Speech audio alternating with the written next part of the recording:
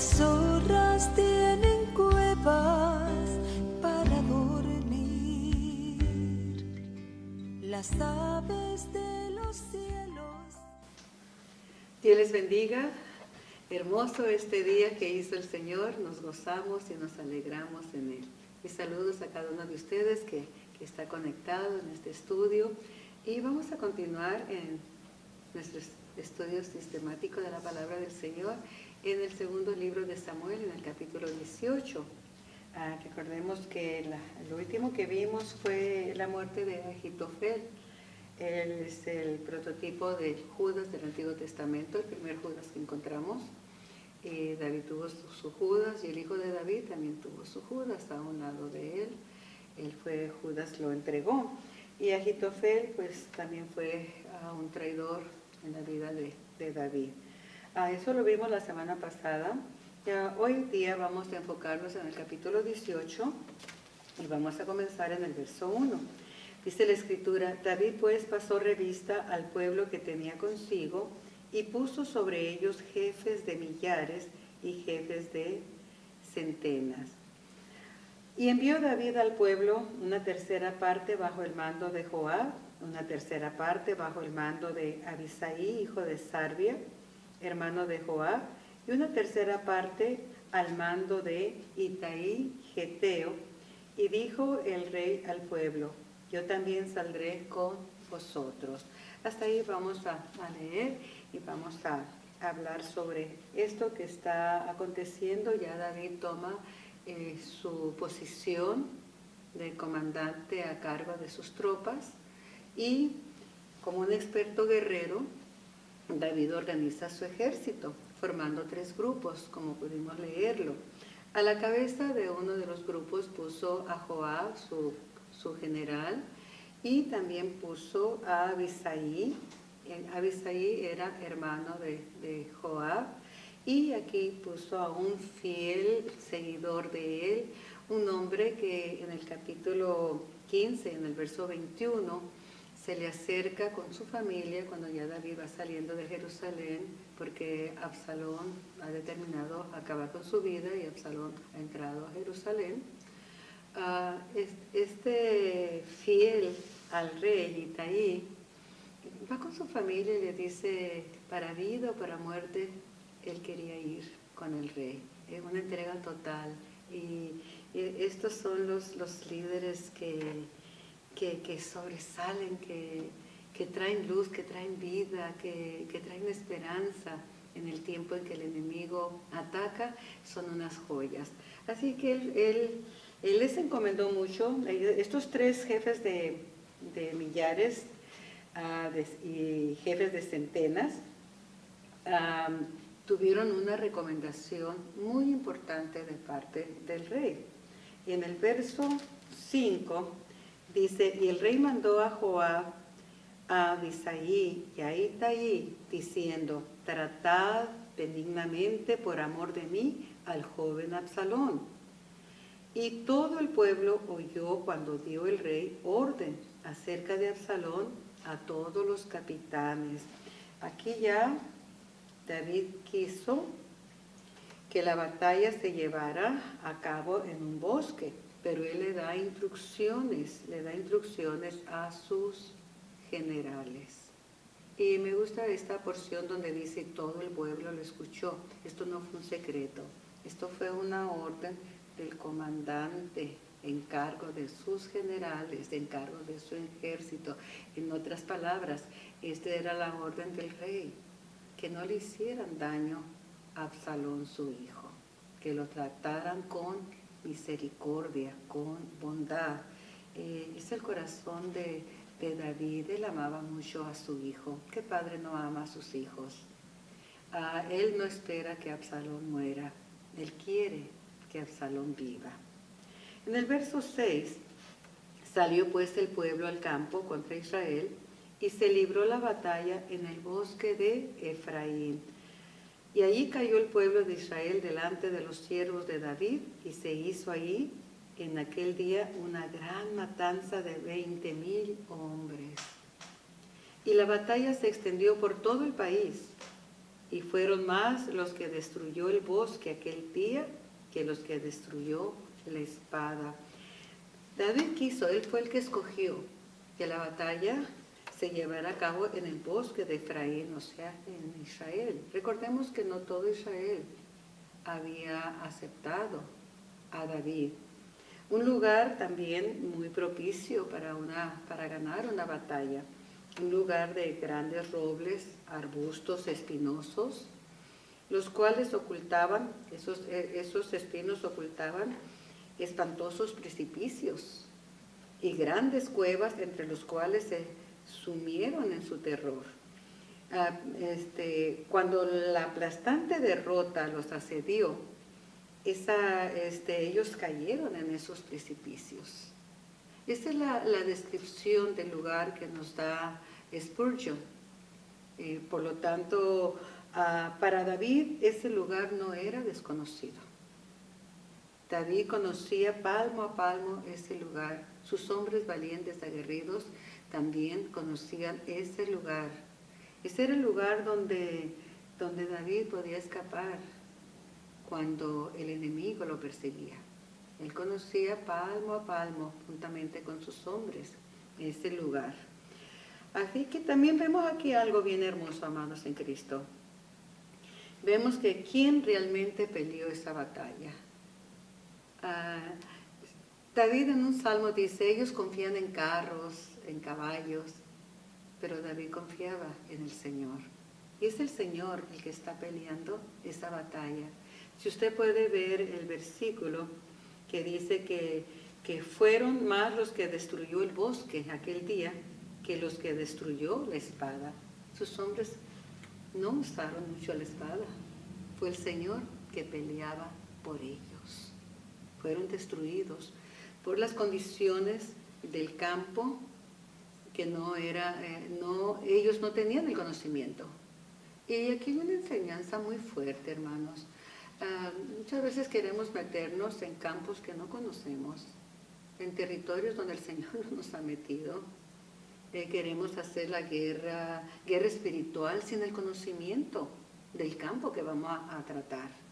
Y Absalón se le hizo fácil, él no era guerrero ni era un hombre de oración, no era un adorador. Absalón no conocía ese terreno, pero se quiso meter a ese terreno para destruir al que él piensa que es su enemigo, David. Así que él fue aquí su ejército fue destruido por la mano del Señor, más que por la espada de los hombres de David. Esto nos enseña que fue Dios quien lideró. Aquí no cabe la menor duda que lideró la batalla. Las características, y vamos a ver aquí algo bien importante en el verso 9.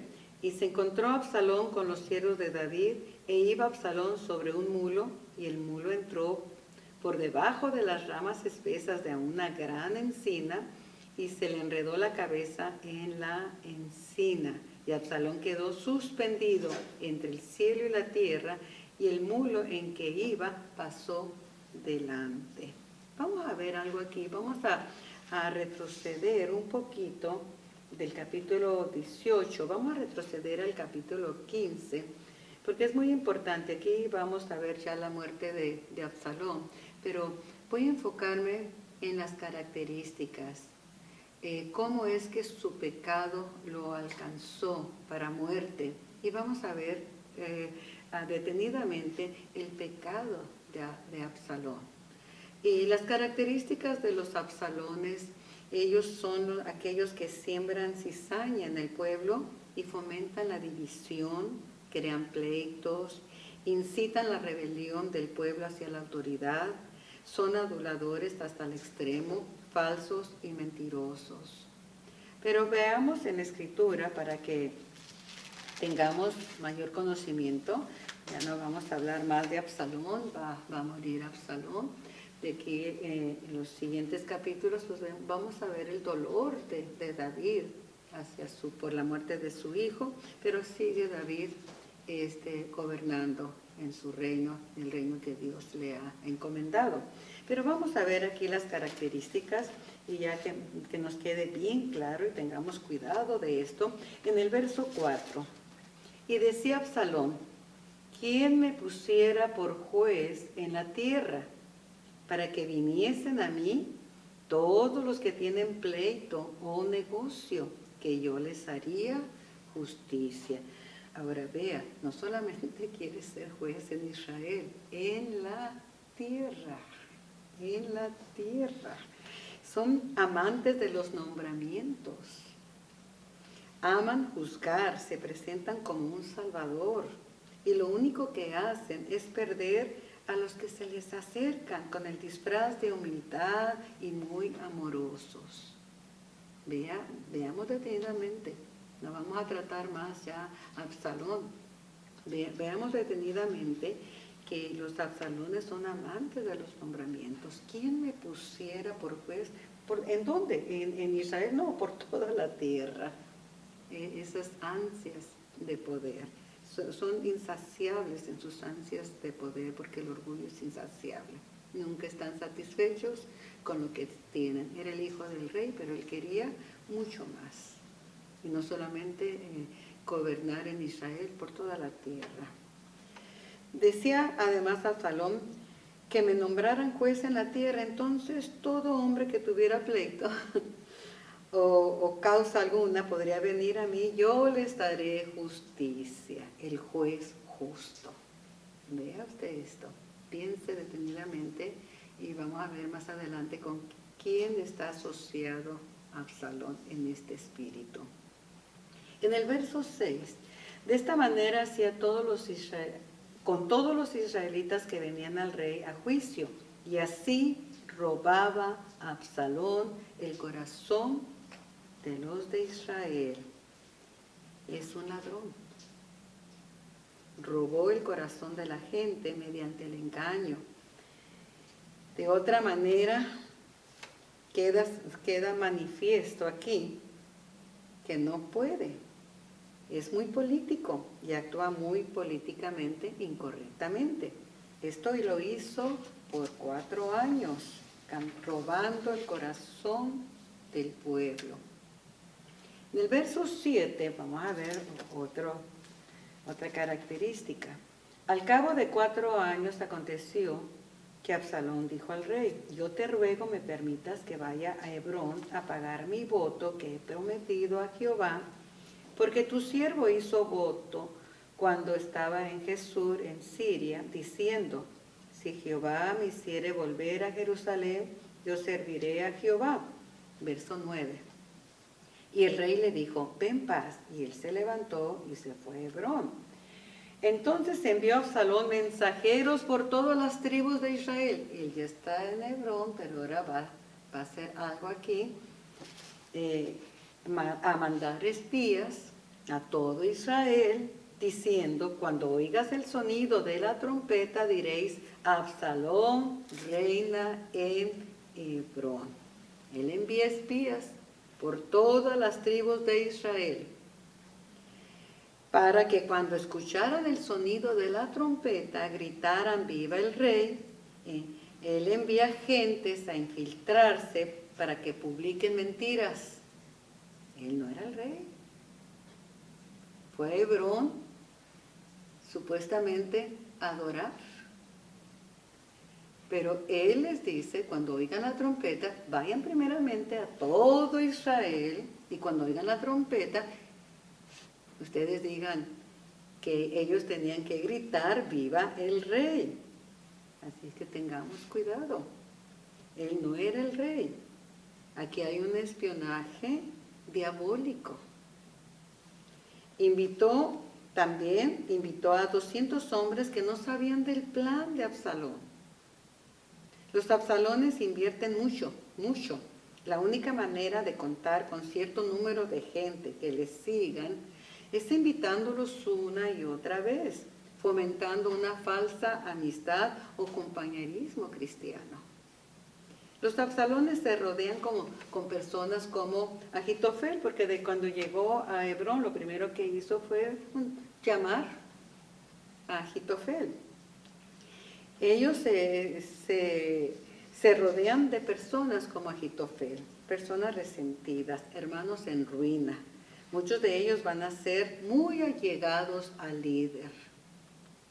Agitofel era muy allegado a David, su íntimo amigo, su consejero.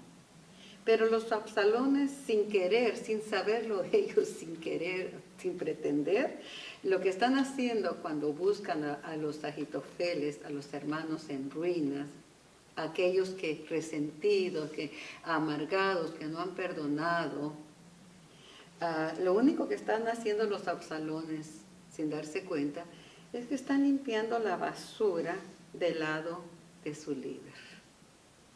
Porque solamente aquellos resentidos, amargados, faltos de perdón, que líderes que están a un lado del pastor, pero están resentidos, no se someten, son los que van a seguir a los Absalones. Porque Absalón les ofrece grandeza, porque Absalón les ofrece posición, porque Absalón pues, los besa, los invita, es muy bondadoso con ellos. Y su líder, pues no, el pastor no es tan bondadoso muchas veces, a su parecer, porque tiene que ejercer disciplina. Así es que, amados en Cristo, ve aquí como los Agitofeles que siguen a Absalón, pues lo único que hacen es aumentar la conspiración, que eso es lo que hizo Judas. Judas se unió a la conspiración de los líderes religiosos de su época para matar al Señor Jesús, llevarlo a la cruz. Pero ya vimos el fin de los Agitofeles, los traidores. Ellos se cuelgan en su propia soga y nuevamente le repito, este es el primer Judas que encontramos en la Escritura. Entregan a su maestro, se entregan a las conspiraciones para acabar con su líder, tal como lo vimos con Judas Iscariote en el Nuevo Testamento. Ok, volvamos al capítulo 18, en el verso 9, ya vimos que salió todo el pueblo a la batalla y vimos también las características de los Absalones, y en el verso 9 vemos que Absalón queda colgado de una encina. Y vamos a ver también las características de la encina. Y vamos a aprender por qué Dios para juicio escogió una encina y no un roble o no otro arbusto, pero fue una encina. Y vamos a ver las características de la encina. La encina, su madera es muy buena para la leña, muy buena. Y prende fuego. Y el fuego me habla de la ira. Llegó el tiempo del juicio, llegó el tiempo de la ira. La ira de Dios es fuego consumidor. Así que la encina para Absalón es el lugar perfecto. El fruto de la encina es la bellota, la cual es el alimento de los cerdos, figura de los demonios. Aquí se va a enjuiciar en la vida de Absalón lo que él permitió. Él permitió que los demonios se apoderaran de él, en ese espíritu de rebelión que es satánico. En segunda de Samuel 18:14, aquí donde estamos, vamos a ver, ya Absalón está colgado. Hubo unos hombres que lo miraron colgado y van y le cuentan a Joab. Y ellos, Joab los reprende, dice, ¿por qué no lo mataste ahí? Pero ellos dicen algo. Porque nosotros oímos cuando el rey te mandó a ti y a Abisai y a Itaí diciendo, mirad, ninguno toque al joven Absalón. Pero vea lo que dice Joab. Por otra parte, habría yo hecho traición contra mi vida, pues al rey nada se le esconde y tú mismo estarías en contra. Ok, mire, perdón, antes de llegar a Joab, mire lo que los hombres están hablando con Joab. Joab, tú escuchaste al rey, tú escuchaste que no le hiciéramos daño.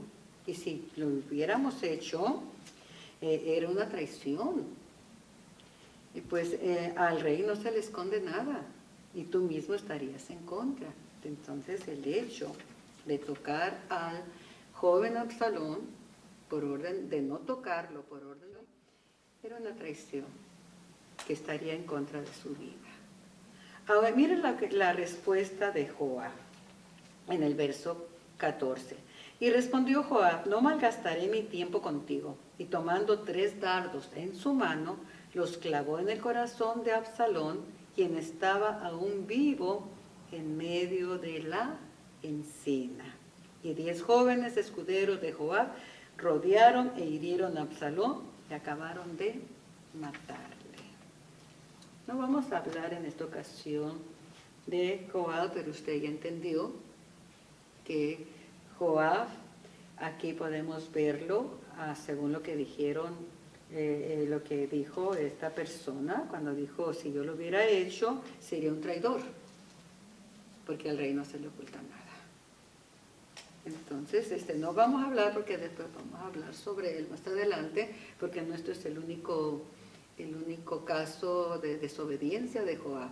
Ya hemos visto desde Primera de Samuel algunos ejemplos de cómo Joab era un buen líder, era el general del ejército de David, hacía mucho por el reino, trajo muchas victorias al reino, pero no era obediente. Y trajo también daño al reino de David, puso en peligro muchas veces el reino. Muchísimas veces lo puso en peligro, pero vamos a ver después el final de los Joab. Ahorita estamos mirando el final de Absalón. Cuando vemos en la Biblia los números, no podemos pasarlos por alto. La numerología tiene un significado espiritual. Y vamos a ver aquí que Joab tomó 3 dardos en su mano y los clavó en el corazón de Absalón. Y también 10 jóvenes estuvieron alrededor. Un dardo, en la palabra hebrea es sebet, pero es la misma palabra que se usa para las tribus. Los 3 dardos aquí representan 3 tribus de Israel. Las mismas tribus que tampoco tenía Satanás cuando él quiso tomar el reino.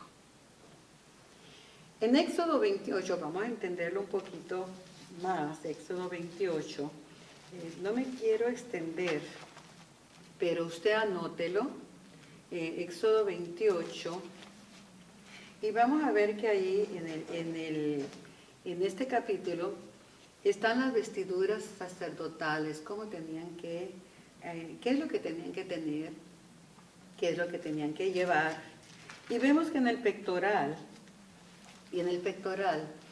era un cuadro que estaba en el pecho del sacerdote, y en ese cuadro, llamado pectoral, estaban 12 piedras que representaban las 12 tribus de Israel, y también el liderazgo sacerdotal legítimo que viene de parte de Dios.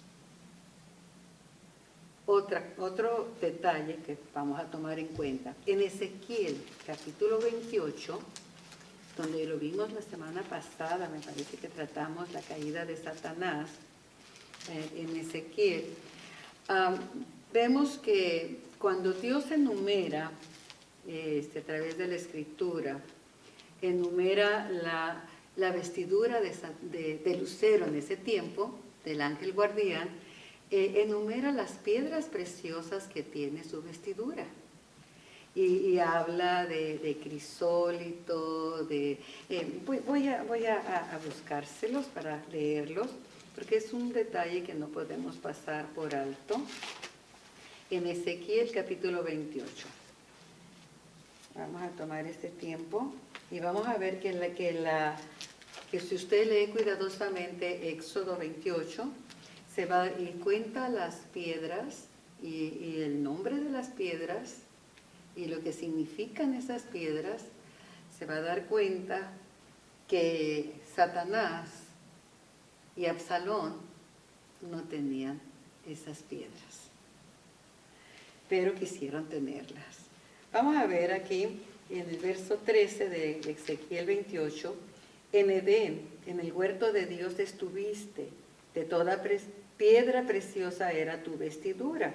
Y ahí menciona cornalina, topacio, jaspe, crisólito, berilo, onice, zafiro, carbunclo, esmeralda, y son exactamente 9 piedras. Faltan 3. Aquí a Satanás le faltan tres piedras. Pero en el liderazgo ungido por Dios, en el liderazgo sacerdotal, en el liderazgo legítimo que tenía David, era rey, pero tenía liderazgo legítimo. En todo liderazgo legítimo están 12 piedras. La autoridad de Dios completa, delegada. Satanás tenía poder, pero le faltaban 3 piedras. No era Dios. Los dardos que fueron clavados en el corazón de Absalón fueron 3. La razón, él tomó una posición que no le correspondía. Él no tenía la investidura que su padre David tenía, la autoridad como rey. David representaba a las 12 tribus de Israel. Él gobernaba sobre el pueblo con autoridad legítima. Veamos a las 3 tribus que no tenía Absalón y su significado, o sea, la autoridad. Dan. Dan significa juicio. Absalón deseaba ser, ¿qué? Juez. Él quería ser juez sobre toda la tierra. Y él no tenía esa posición. Solo Dios es el juez justo y el juez universal por sobre todo la tierra, sobre el cielo, sobre la tierra y todo lo creado. Él es el juez. Él está sentado y su trono es justicia. Vemos también acá, Absalón quería formar su ejército, él quería tropas. Gad significa tropas, grupo de gentes. Sí, Absalón hizo su ejército, pero también no fue legítimo. ¿Cómo lo formó? Robando el corazón del pueblo. Un ladrón.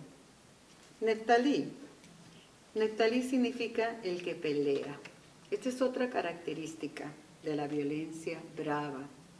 Sí, muy bien, pero la violencia, el coraje, el ser aguerridos, es para ir contra el mal. Absalón quiso pelear, pero en contra de su propio padre. ¿Y él cómo lo logró? Hablando con lisonjas. Absalón hablaba muy bien, besaba a la gente, fue adulador, pero su corazón era engañoso, falso e hipócrita. Satanás quiso la posición de Dios. Veamos aquí por qué fue tan grave el pecado de Absalón. Satanás quiso la posición de Dios, sentarse en el trono a juzgar. Subiré, seré semejante a Dios, pero no solamente ser semejante, en toda la posición que significa estar en el, que significa el trono de Dios. El trono de Dios nos habla de gobierno, nos habla de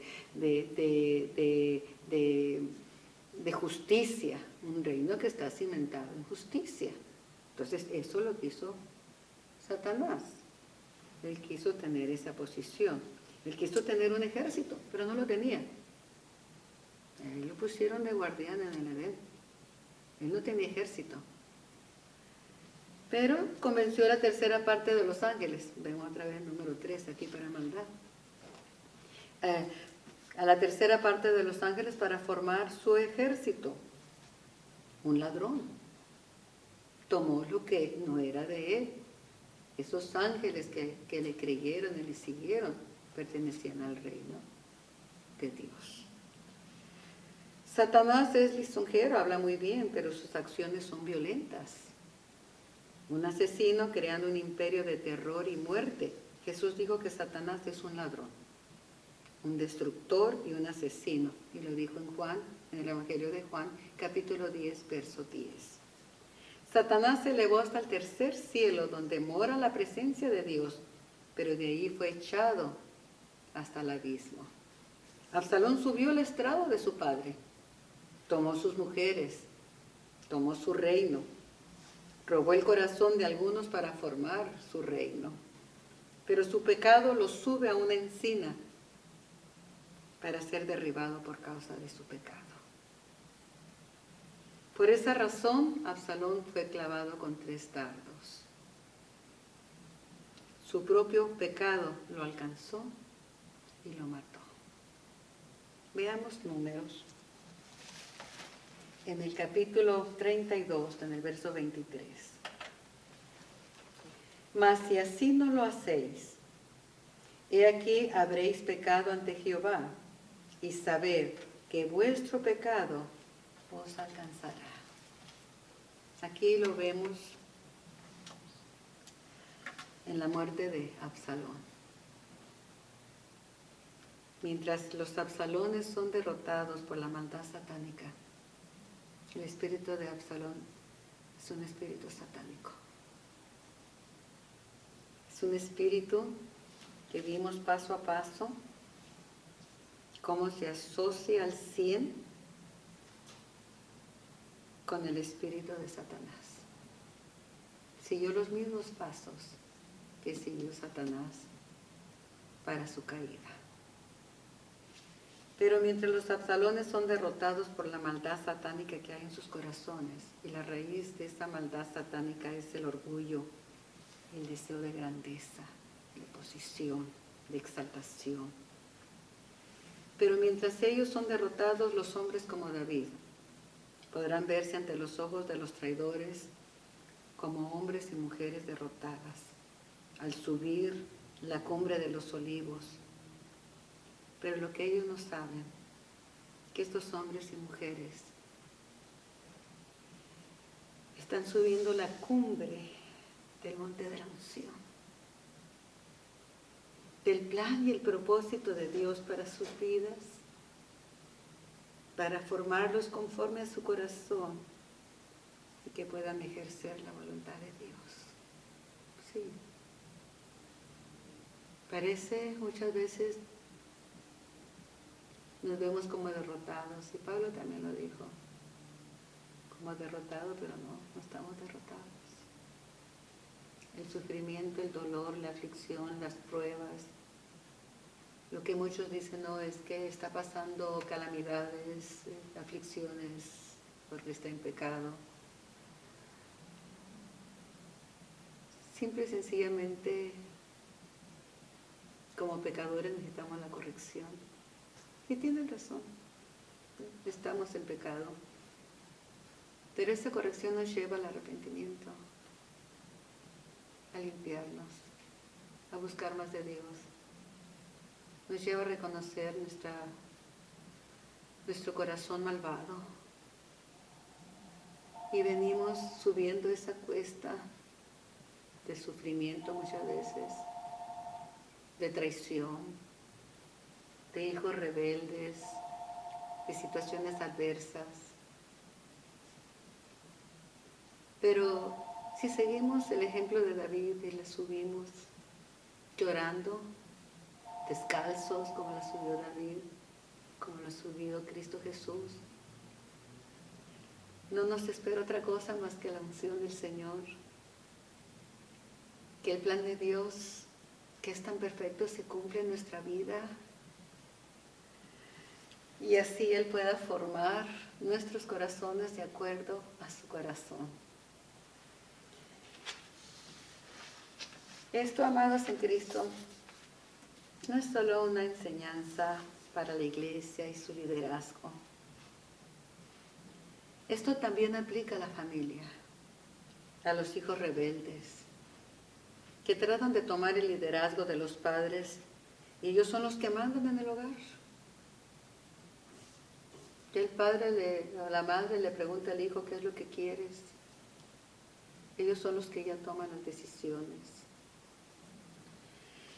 Y si no hacen los padres lo que los hijos quieren, se hacen su berrinche cuando son niños, cuando son jóvenes, se vuelven irrespetuosos frente al liderazgo de los padres, amenazan con irse del hogar, irse de la casa, actúan irrespetuosamente, haciéndoles la vida imposible a sus padres que solo quieren el bien para ellos.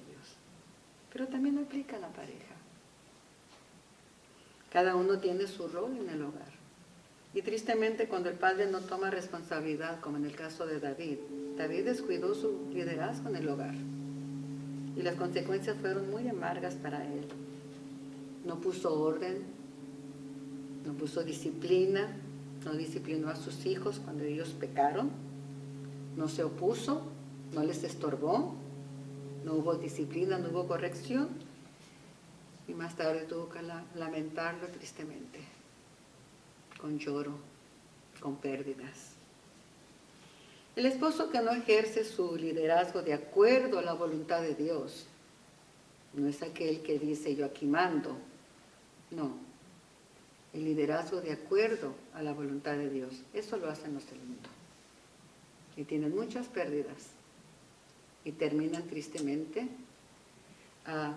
Lo vamos a ver más adelante, cuál puede ser el fin, porque el pecado, tarde que temprano, nos va a alcanzar. Eso es una realidad. Pero el esposo que no ejerce su liderazgo de acuerdo a la voluntad de Dios, de ser el proveedor, el protector, y no hacer sentir a su mujer y a sus hijos inseguros, sino porque él toma la responsabilidad de proveerles todo lo que les hace falta. Protegidos, el esposo que no protege a su esposa, no la cuida y no cuida de sus hijos, estará abriendo puertas para que en su hogar tengan un Absalón resentido o varios llenos de odio.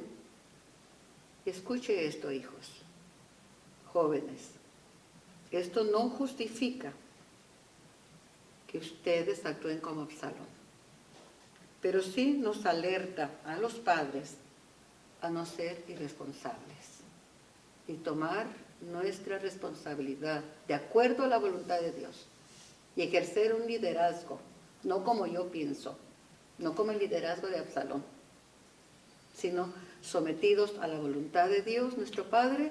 Entonces miraremos algo diferente, completamente un hogar diferente. La esposa tampoco puede tomar el liderazgo del esposo, al menos que éste haya muerto.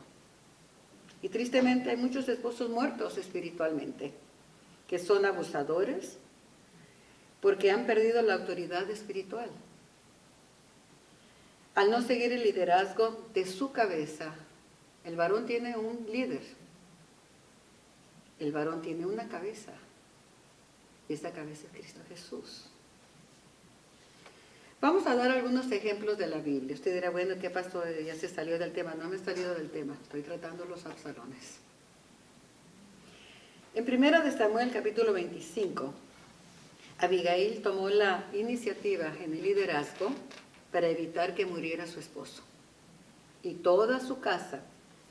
Ahora notemos que Abigail no encubrió el pecado de su esposo.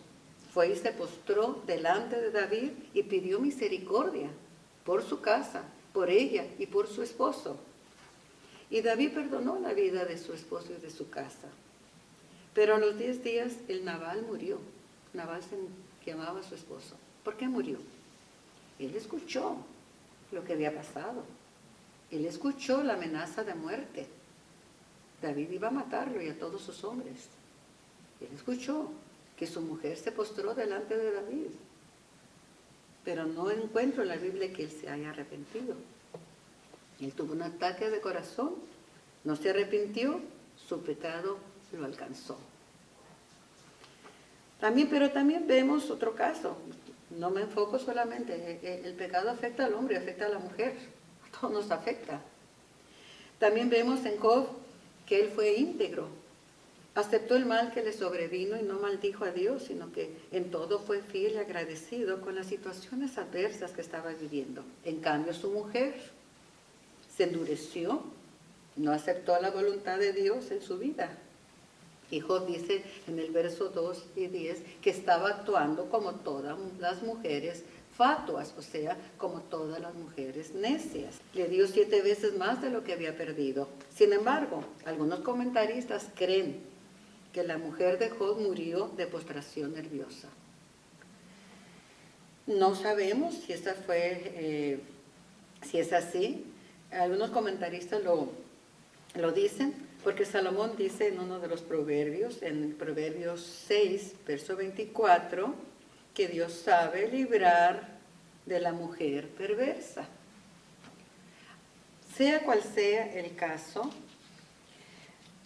cuando no hay arrepentimiento, sea la esposa, sea el esposo, sean los hijos, sean los hermanos de la iglesia, sea quien sea el líder, sea el hijo del rey o sea el rey, como en el caso de Saúl, cuando no hay un genuino arrepentimiento, tarde que temprano, nuestro pecado nos alcanzará. Eso no se puede cambiar. Y amados, yo no puedo cambiar a mi esposo. Hermana, tú no puedes cambiar a tu esposo tampoco. Es Dios quien cambia los corazones. ¿Qué es lo que hizo Abigail? Mire cuál es nuestra posición aquí. Fue y se postró delante del rey. Nuestra posición es postrarnos delante de Dios nuestro rey, viviendo para Él. Recuerde que Cristo es nuestro esposo perfecto. Y usted, esposo, ustedes tampoco pueden cambiar a sus esposas. A usted solo le corresponde pagar el precio, como lo hizo el Señor Jesús. Él pagó un precio por su esposa, la iglesia. Nunca voy a olvidar a un pastor que siempre decía esto. Si tu esposa es la más rebelde, paga el precio, como lo hizo Cristo Jesús, muriendo en la cruz del Calvario, entregando completamente su vida a la voluntad de su Padre en obediencia. Tu modelo es Cristo. Sigue ese modelo y mirarás los resultados. Nosotros, la esposa rebelde, la esposa que no quería saber del esposo amado, como lo hizo en este caso Gomer en el libro de Oseas, que fue una mujer rebelde a su esposo, una mujer adúltera, una mujer que abandonó el hogar, una mujer que no se sometió. Pero la Escritura dice que Jehová Dios le dice a Oseas, ve y búscala y cómprala, pago el precio. El precio es obedecer la palabra del Señor y vivir de acuerdo al sentir de Cristo Jesús, que amó a su esposa y pagó el precio por ella, obedeciendo y aceptando la voluntad de su Padre, negándose a sí mismo y haciendo la voluntad de su Padre. Amados en Cristo, hay remedio. Hay solución para los problemas de la humanidad. Cristo Jesús fue colgado en una cruz por los pecados de todos los Absalones rebeldes, orgullosos, por los traidores, por los mentirosos, los adúlteros y todo aquel que hace mentira y engaño, por los resentidos, por los faltos de perdón, por los abusadores. El Señor Jesús murió por todos nosotros pecadores. Y voy a terminar con el verso 18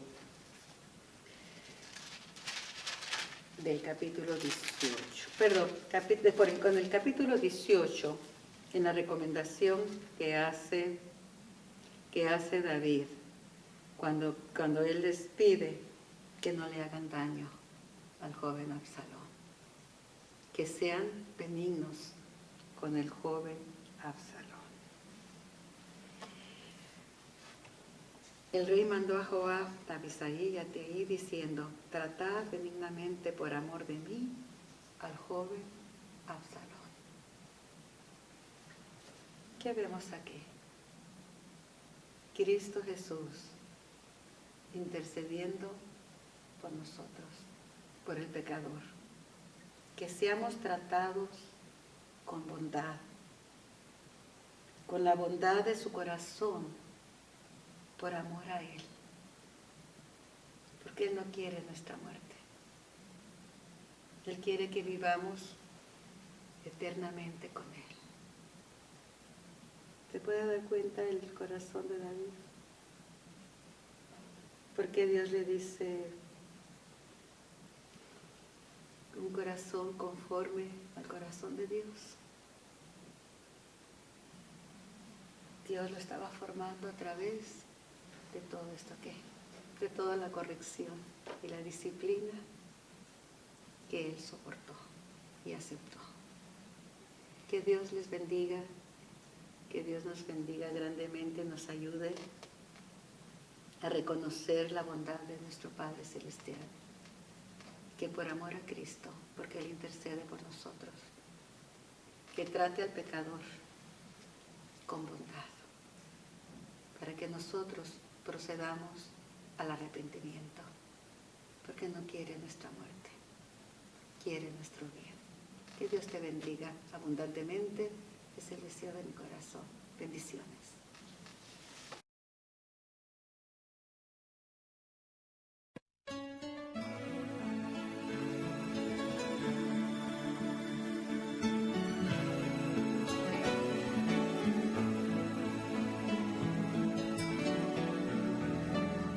Pecador, ven al dulce Jesús, y feliz para siempre serás, si en verdad le quisieres tener. Al divino Señor hallarás. Ven a Él, que te espera tu buen Salvador. Ven a Él, que te espera tu buen Salvador. Si cual hijo que necio pecó, vas buscando a sus pies compasión, tierno Padre en Jesús hallarás, y tendrás en sus brazos perdón. Ven a Él, que te espera tu buen Salvador. Ven a Él, que te espera tu buen Salvador.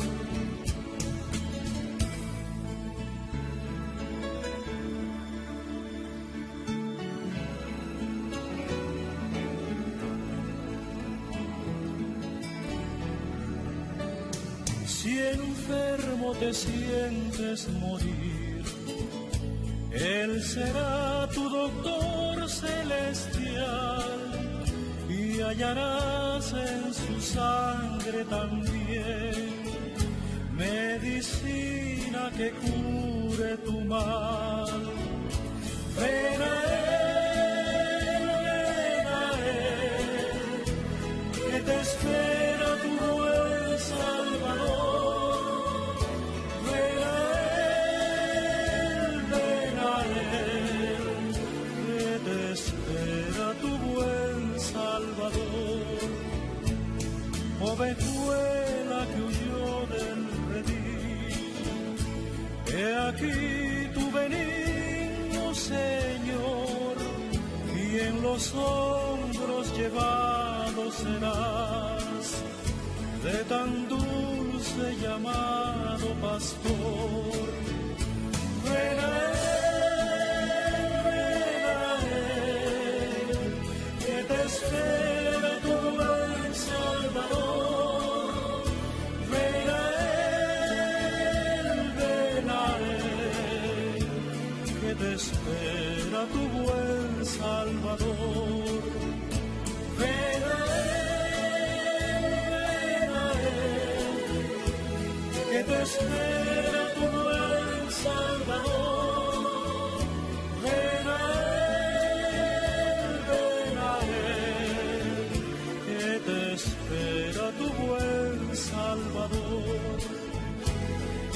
espera tu buen Salvador, que te espera tu buen Salvador.